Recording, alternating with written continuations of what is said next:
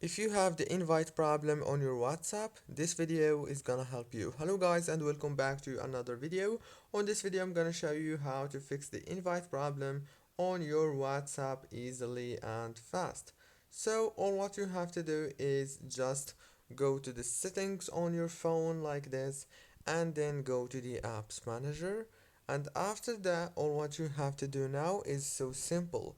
Just open the apps option and then go to the WhatsApp, choose it, and after that now click here on the force stop and then go to this option. It's called power usage details, and then go to the app launch, click on it, and here go to this manage automatically option and then disable it and enable it again like this. Click OK down here. Now reopen WhatsApp and the problem must be fixed. Don't forget to like, subscribe. Thank you for watching.